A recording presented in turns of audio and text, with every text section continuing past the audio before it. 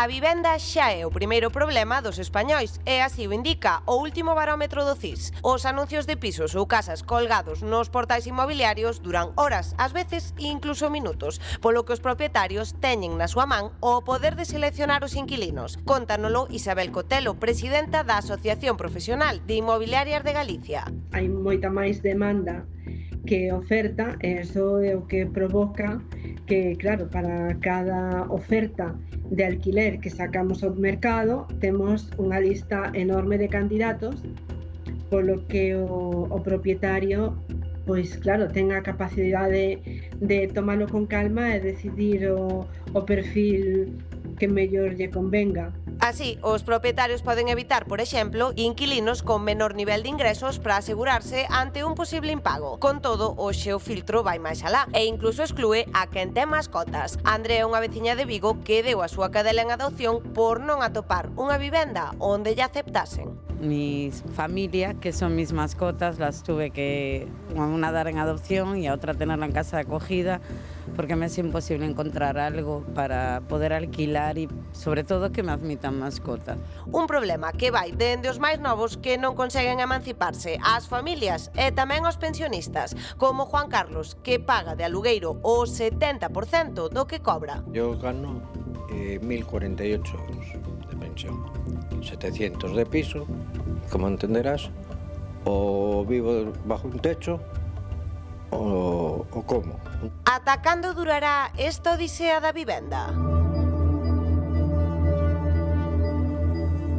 Unha situación tremenda que urxe tomar medidas. Por exemplo, en Portugal, no noso país veciño, acaban de anunciar un paquete de medidas para mobilizar vivendas baleiras ou bloqueadas e poder darlles unha saída canto antes, non? Sí, Rocío, no país veciño hai centos de milleiros de vivendas baleiras e tamén parcelas rurais que están sen usar, moitas delas por herdanzas sen resolver, un debate que nos resulta familiar tamén aquí en Galicia. Por iso, un dos puntos clave no país luso ten que ver coas propiedades herdadas por varias persoas e que non se poñen de acordo. Co novo sistema, se pasa o tempo e non hai consenso, un só herdeiro poderá iniciar o proceso para vender ese inmoble. Ademais, Portugal tamén quere dar máis seguridade aos propietarios que alugan con contratos máis flexibles e tamén desafiuzamentos máis rápidos se hai impagos. Deste xeito, búscase desbloquear propiedades e facilitar que cheguen máis vivendas ao mercado, porque a cousa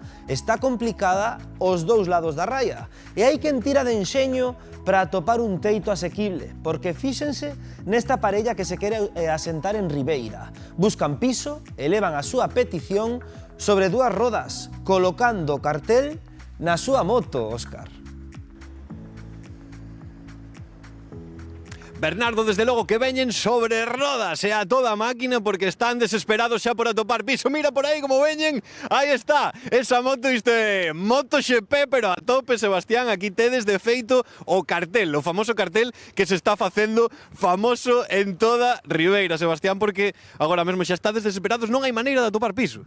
Nada, difícil, muy complicado desde ya un poco más de 2 meses que llevamos en Ribeira, que venimos de Madrid y se nos ha complicado demasiado. Apostastedes por facer este carteliño que está sendo a sensación aquí en Ribeira, claro, pero de momento aínda nada.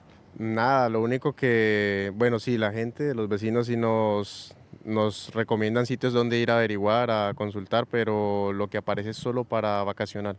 Solo alquiler vacacional, claro, moita xente aproveita para, non, temos este paisaxe, temos este solazo hoxe en día, claro, moita xente aproveita para todos eses turistas, pero xa non hai nin sequera alugueres, xa non hai nin sequera pisos en aluguer. Hay muchos, si se fija hay muchos vacíos, pero la verdad todo el que hay es vacacional. Siempre me dice vacacional, no, ya lo estoy pintando, lo estoy arreglando y más ahora que ya llega, mira el clima que está haciendo acá, solo para vacacional. No me dan opciones o que me lo alquilan hasta junio, o que porque ya julio, agosto o junio ya lo tienen alquilado, muchos ya lo tienen alquilado, entonces nada. Ni siquiera una opción de decir, sí, te lo alquilo porque lo estoy... Nada. Una situación na que vos deixa agora mesmo onde estades vivindo, Sebastián. Estamos viviendo por Castiñeiras con otra familia que nos alquiló una habitación mientras nos ubicamos, que esperamos por ahí en 15 días ubicarnos y llevamos ya 2 meses en esta situación y nada. 2 meses compartindo piso con outra familia, ao principio erades 3 familias e vos Exactamente. compartides unha habitación. Y ahora pues estamos 2, mientras aparece algo, que la idea era eso, nos alquilaban ahí la habitación mientras aparecía algo para podernos mudar. De momento segue sen aparecer nada, compañeiros, vos xa levades aquí 2 meses despois de vir a Madrid, nos o que agardamos é que atopedes, facemos un chamamento para que alguén que teña un piso en Ribeira o alquile. Por favor, si alguien tiene un piso, casa, sea en Ribeira o aledaño, que nos llamen al número que aparece en el cartel y no, pues muchas gracias. Somos una pareja con muchas ganas de trabajar, jóvenes con ganas de salir adelante y cualquier información les agradecemos. Como moitas parellas e como moitas familias que necesitan pisos e que animádevos que necesitamos alugueiros, compañeiros. Bueno, pois a ver se podemos botar unha maniña dende o termómetro, grazas, Óscar.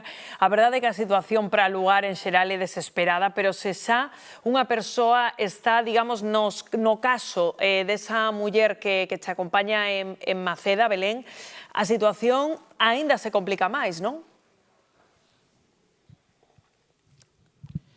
Pois cada vez é máis complicado atopar un aluguer, imaginádevos, para unha persoa que ten unha mascota e ademais que está cobrando o ingreso mínimo vital. Este é o caso de Verónica, que está aquí conmigo. Verónica, que tal? Bo día, contanos cal é a túa situación. Bueno, pues yo llegué aquí a principios de noviembre, soy de una ciudad andaluza, bueno, más bien de un pueblo, y llegué aquí pensando que, bueno, que Galicia a lo mejor tendría una oportunidad para mí. Y encontré una habitación de alquiler en esta aldea, en Castro de Escuadro, y estoy muy a gusto aquí. Pero tes medo que non che siguen renovando, porque ti agora tes ata dentro dun mes, máis ou menos, pero tes medo de que dentro dun mes que che boten da habitación. Claro, al final no es el contrato estándar de alquilo 12 meses con posible renovación, sino que es como si fuera una casa rural, se alquila por habitaciones y yo no sé si dentro de una semana o 2 días me van a decir, oye, mira que cuando acabe el contrato vamos a meter aquí a una familia, o va a llegar el verano, va a venir más turismo, no sé. Porque ti pola túa situación, porque tes a túa cadeliña aquí a Nía, e máis co ingreso mínimo vital que estás cobrando, é che máis complicado aínda atopar a onde ir. Sí. A ver, yo cuando llegué aquí, las 2 primeras noches que pasé en Galicia fueron durmiendo en el coche con mi perra, hasta que me dijeron que la habitación esta estaba disponible y que podía venirme. Y se lo he dicho a los vecinos, que la verdad es que me cuidan muy bien, estoy muy contenta con ellos. Y yo les he dicho que yo no me voy de aquí, que si me echan bueno, me echan, ¿no? Una forma de hablar.